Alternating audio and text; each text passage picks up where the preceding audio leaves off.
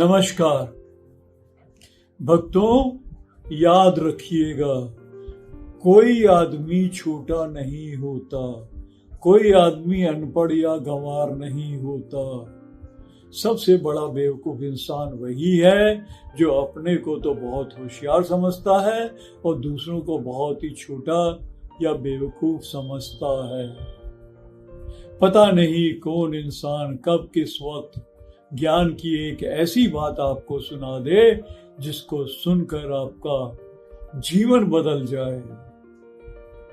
इसलिए मेरी राय में ज्ञान की खिड़की को हमेशा खुला रखें। जब जहां से जितना ज्ञान मिल सके ज्ञान को बटोर लें और ज्ञान सहित अपना जीवन बिताएं और सुख और शांति से रहें। मैंने जीवन में अनुभव किया है कि खतरनाक बीमारियों में एक काफी खतरनाक बीमारी है डर। डर इंसान को बहुत कमजोर बना देती है। जिस व्यक्ति को मरने का डर नहीं रहता या कुछ खोने का डर नहीं रहता या पाने का लालच नहीं रहता, वो इंसान हमेशा सुखी और खुशपूर्वक रहेगा। और दूसरी तरफ जिसे हमेशा कुछ ना कुछ पाने का इच्छा लगी रहती है या खोने का डर लगा रहता है, वो इंसान हमेशा दुखी रहेगा, परेशान रहेगा। इसलिए मैं सभी को ये राय देता हूं कि जितना है उतने में संतोष करें, जितना है कम से कम उसी को भोग कर सुख में रहें। जितना आपके भाग्य में है उतना आपको जरूर मिलेगा। और मौत तो एक दिन आएगी, सबके साथ आएगी, चुपचाप आपको लेकर चली जाएगी। फिर डरने की क्या जरूरत है। अक्सर आपने भी देखा होगा कि जो आदमी जितना समृद्ध होता है ना उतना ही डरपोक हो जाता है, क्योंकि उसके मन में लालच बढ़ जाता है। जितना है उससे और ज्यादा कमाने का लालच, और दूसरा डर कि जितना है उतना भी ना चला जाए। इसलिए वो हमेशा डर में ही जीता है। डरपोक आदमी रोज डर डर में मरता है और निडर आदमी बेखौफ खुश होकर रोज हर पल को जीता है। तो मेरी राय है कि आप सबसे पहले अपने जीवन से डर को भगा दें। जितना आपके मुकद्दर में है, भाग्य में है, उतना आपको जरूर मिल जाएगा। हम सब ने अनुभव किया होगा कि एक गरीब व्यक्ति है, रोजी रोटी कमाता है, घर से निकलता है, कुछ कमा के लाता है, शाम को खाने का इंतजाम करता है, खाना बनाकर खाकर सो जाता है। उसके पास कोई घर भी नहीं होता।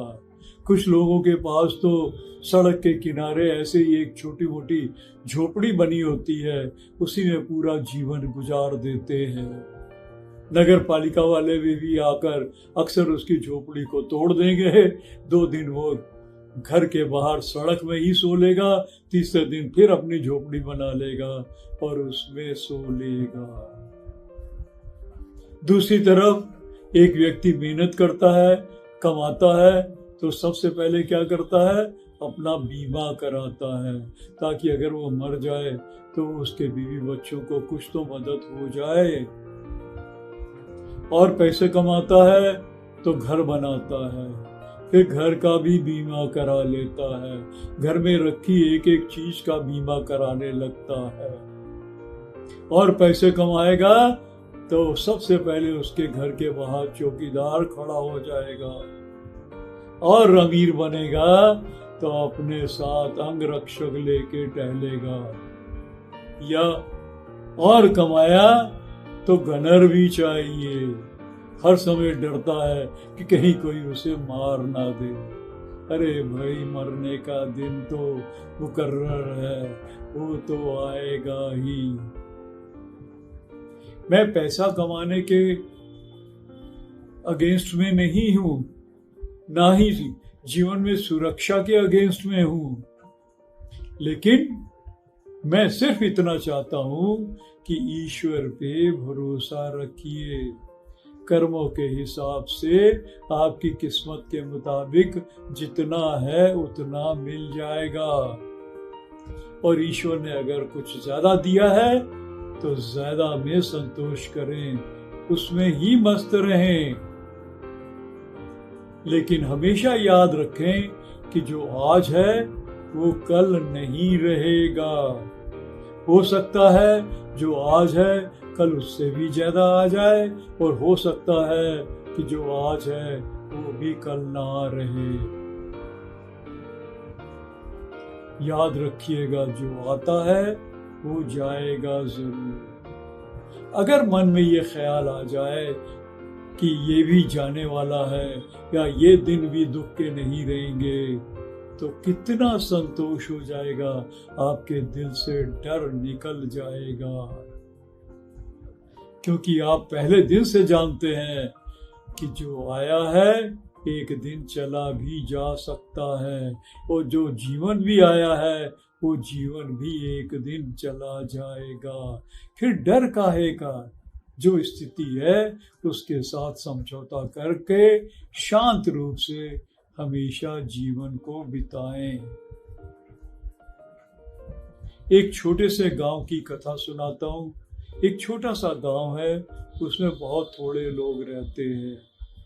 जाहिर है ज्यादा काम धंधा नहीं है, इसलिए गांव के लोग भी बड़े गरीब हैं। लेकिन उस गांव में सबको उधार देने वाला एक बहुत बड़ा साहूकार भी रहता है। उसका घर, अरे भाई घर मत कहिए, महल है, महल रहता है। उसके पास जीवन का सब कुछ है। एक दिन उसी गांव में एक छोटा सा मंदिर है। उस मंदिर के बाहर एक बहुत बड़ी गाड़ी आकर रुकती है, और उस गाड़ी से एक रईसजादे उतरते हैं। पैरों में बहुत ही महंगे जूते, हाथ में बहुत ही महंगी घड़ी, इंपोर्टेड कपड़े, सूट बूट से लदे हुआ,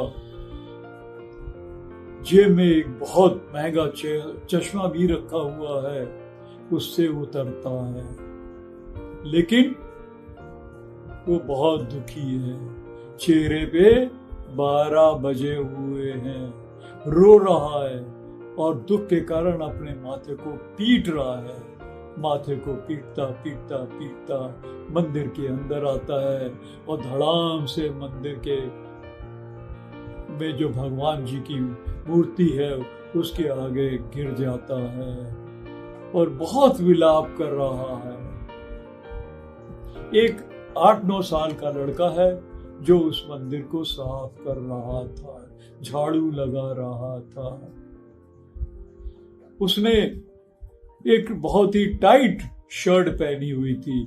भाई फैशनेबल था ना, आजकल के जमाने में छोटे कपड़े, टाइट कपड़े पहनने का शौक है। नीचे एक जीन पहनी हुई थी जो बिल्कुल फेड हो गई थी और घुटने और कई जगह से फटी हुई थी। इसको क्या बोलते हैं कि मॉडर्न जीन। आजकल फटी हुई जीन पहनने का फैशन है ना, तो इसलिए मैं तो यही कहूँगा कि आज का फैशन बहुत अच्छा है, कम से कम गरीबों की गरीबी को तो ढक देता है। वो आदमी झाड़ू लगा रहा था।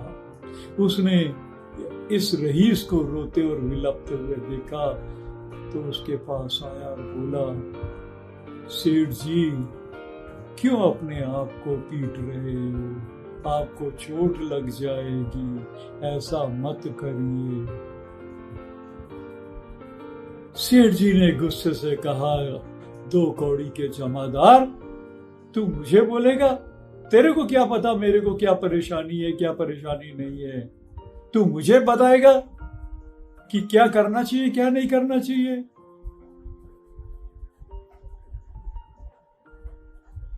बच्चा थोड़ा सा डर जरूर गया, लेकिन वो कहता है कि सेठ जी, विलाप करने से क्या होगा?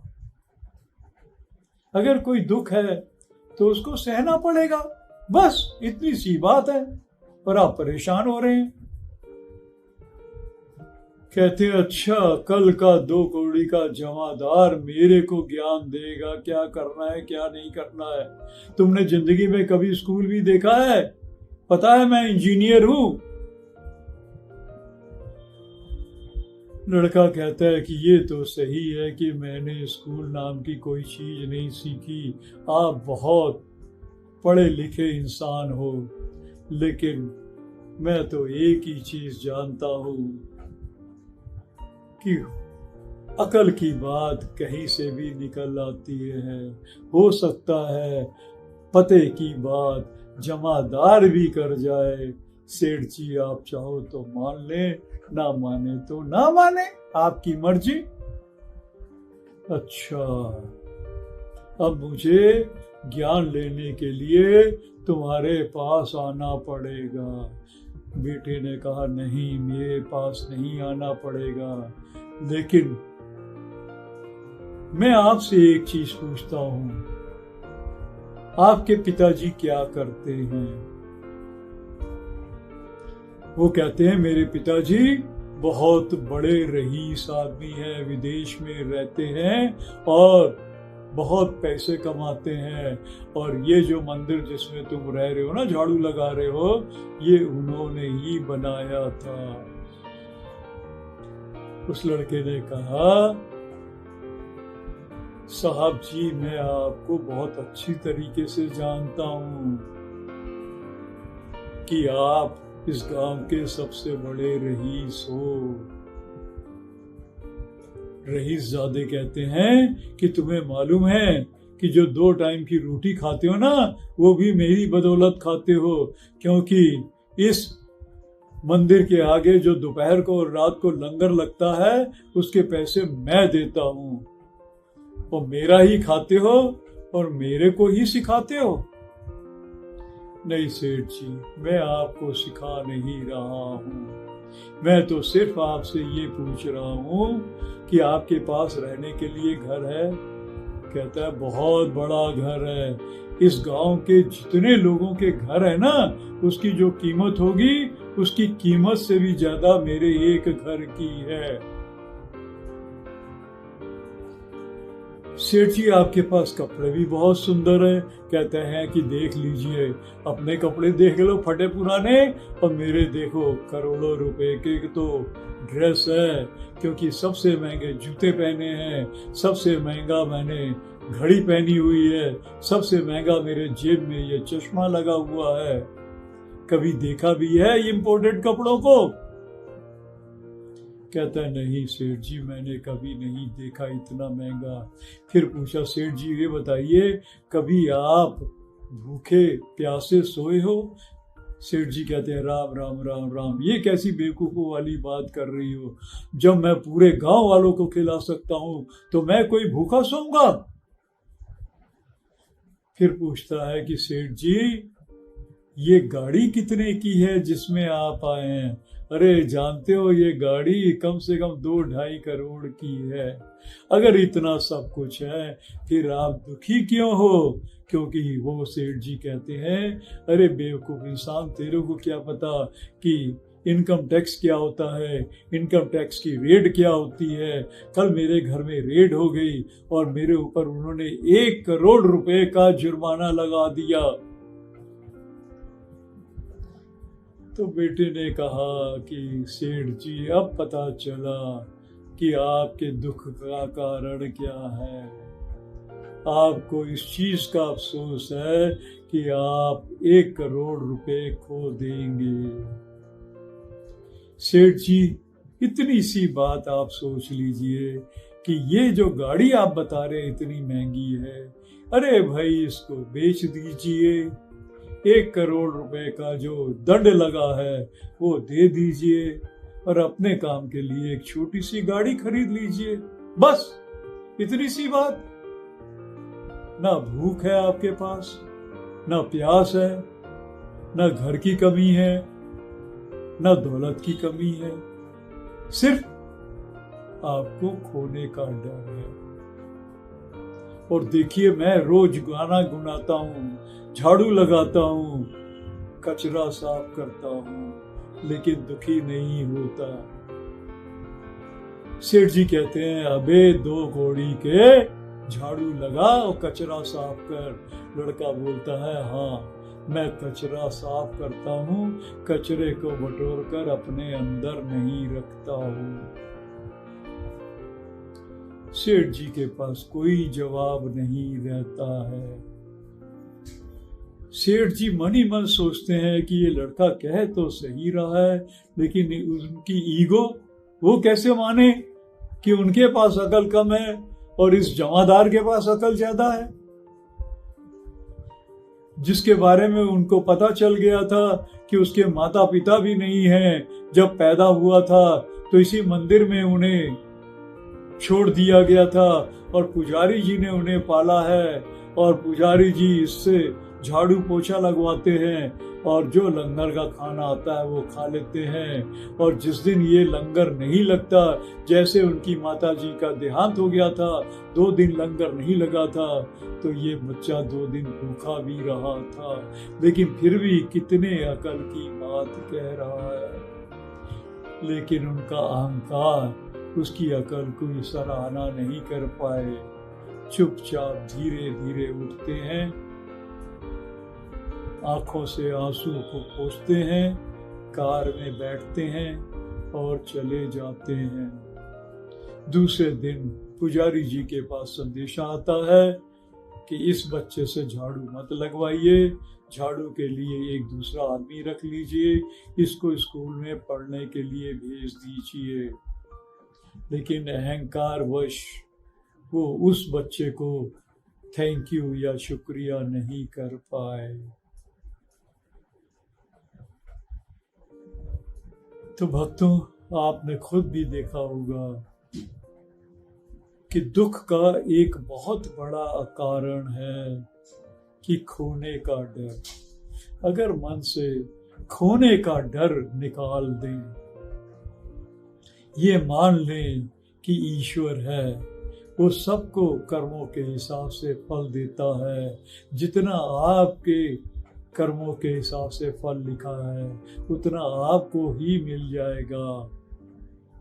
तो फिर क्या है, जितना है उसका तो भोग कर लीजिए, उसमें तो खुश रहिए। ईश्वर ने आपको इस दुनिया में खुश रहने के लिए, मस्त रहने के लिए भेजा है। तो अपने मन से डर को निकाल कर फेंक दीजिए, निडर होके जितना है उतने में ही मस्त रहिए, संतोष धन को प्राप्त करिए और तृप्ति का महसूस करिए। Thank you.